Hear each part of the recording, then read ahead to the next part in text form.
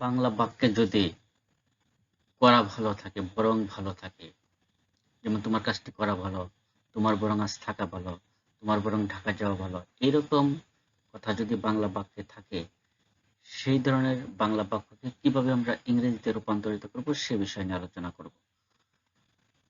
এখানে একটি বাংলা বাক্য লিখেছি, তোমার বরং আজ থাকা ভালো।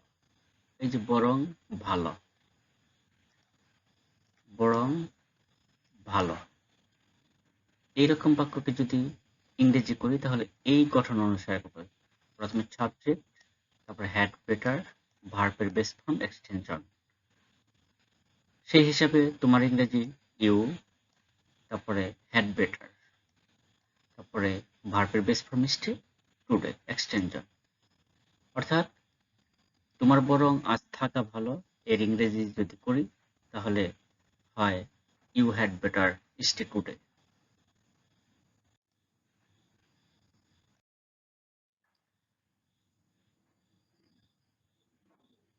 একটি কাজের চেয়ে অন্যটি ভালো, তোমার বরং এখানে থাকার চেয়ে যাওয়া ভালো, এইরকম বাক্য যদি হয় তাহলে এই গঠন অনুযায়ী করব।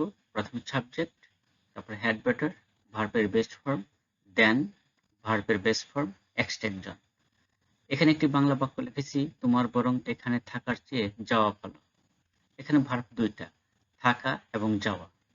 এইরকম বাক্যকে যদি আমরা বাংলা থেকে ইংরেজিতে করি তাহলে আমরা দেবো প্রথমে সাবজেক্ট, সাবজেক্ট তোমার, দিলাম ইউ, তারপর হ্যাড বেটার।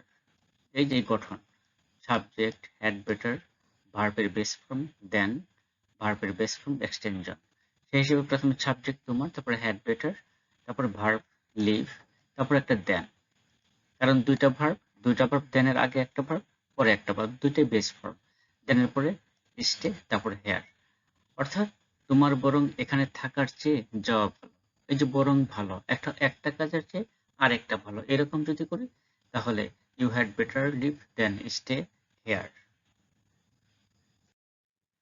বাক্যটি নাবোধক হলে, অর্থাৎ বরং ভালো এবং সেই সাথে বাক্যে একটা না থাকবে, এরকম বাক্যকে যদি আমরা বাংলা থেকে ইংরেজিতে রূপান্তরিত করি এই গঠন অনুযায়ী করব।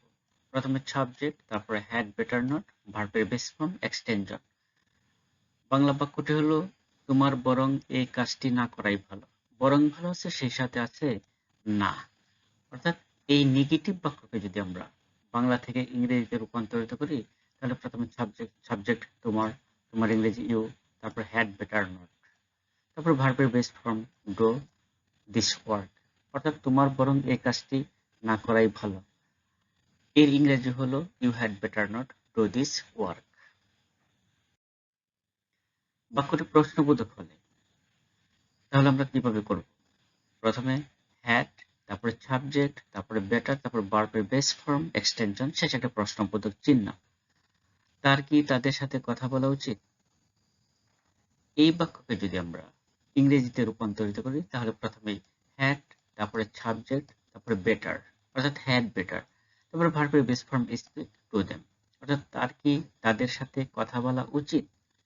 এই বাক্যটির ইংরেজি হলো had he better speak to them.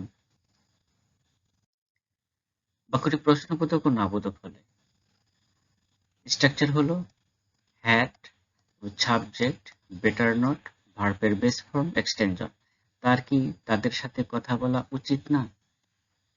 এই বাক্যকে ইংরেজি করতে গেলে আমরা যেহেতু প্রশ্নবোধক বাক্য এই জন্য অক্সিলারি ভার্ব আমরা প্রথমে দিলাম হ্যাড, তারপরে সাবজেক্ট হি, তারপরে বেটার নট নেগেটিভ, তারপরে ভার্বের base form speak to them. অর্থাৎ তার কি তাদের সাথে কথা বলা উচিত না, এর ইংরেজি হলো had he better not speak to them.